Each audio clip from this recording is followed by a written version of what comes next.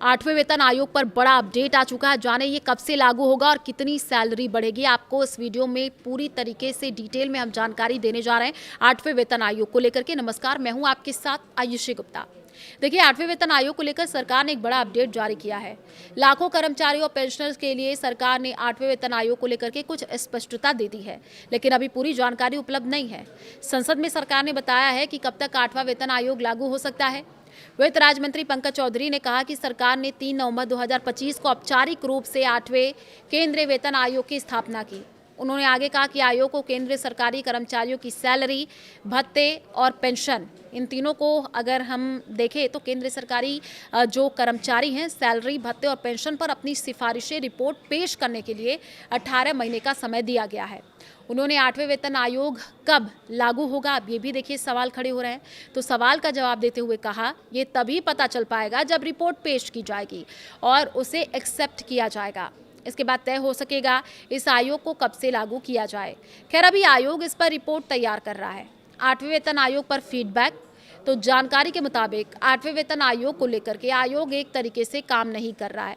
ये अलग अलग कैटेगरी से एक्टिव तरीके से सुझाव पाने की कोशिश कर रहा है।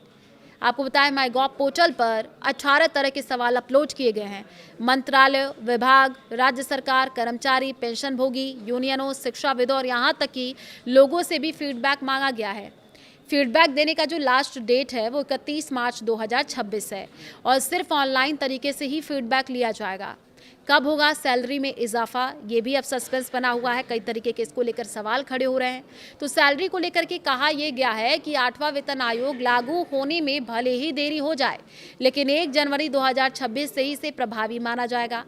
हालांकि कर्मचारियों तक इसका लाभ पहुंचने में ज़्यादा समय लग सकता है। आपको ये भी बताते चले कि जैन जेडीसीएफओ के संस्थापक सीए मनीष मिश्रा ने संभावित देरी की वजह बताई। उनका कहना है कि ये सच है कि कागजों पर आठवां वेतन आयोग 1 जनवरी 2026 से प्रभावी होने वाला है, लेकिन व्यवहार में बढ़ी हुई सैलरी संभवतः कर्मचारियों के बैंक खातों में 2026 के अंत तक या वित्तीय वर्ष 2026-27 के दौरान ही पहुंचेगी, ठीक वैसे ही जैसे पिछले वेतन आयोगों के बाद देरी हुई थी। कर्मचारियों को मिलेगी बकाया राशि। उन्होंने ये भी बताया कि आठवें वेतन आयोग के तहत बकाया भुगतान की भी संभावना है। संशोधित वेतन का भुगतान भले ही बाद में किया जाए, लेकिन इसका कैलकुलेशन 1 जनवरी 2026 से की जाएगी और इसी दिन 7वें वेतन आयोग का कार्यकाल समाप्त हो रहा है। अब कितनी सैलरी बढ़ जाएगी? वेतन बढ़ोतरी की अगर हम बात करें तो अभी तक कोई आधिकारिक जानकारी से लेकर सामने नहीं आई है, लेकिन शुरुआती अनुमानों से बढ़ोतरी का संकेत मिलता है। Karma management global consulting solution के मैनेजिंग डायरेक्टर और मुख्य विजन अधिकारी प्रतीक वैद ने यह कहा है, उम्मीद पिछले रुझानों और वर्तमान आर्थिक के हिसाब से दिख रही है। उन्होंने कहा कि सैलरी बढ़ोतरी के 2 फैक्टर नजर आ रहे हैं, जिसमें पूर्व आयोग का कार्य और आज की अर्थव्यवस्था शामिल है। 6वें वेतन आयोग के तहत करीब 40% सैलरी बढ़ी थी, जबकि 7वें वेतन आयोग के तहत 23 से 25% के आपस बढ़ोतरी देखी गई थी, जिसमें 2.57 फिटमेंट फैक्टर है और इसी बात पर आठवां वेतन आयोग के तहत भी सैलरी निर्भर करती है।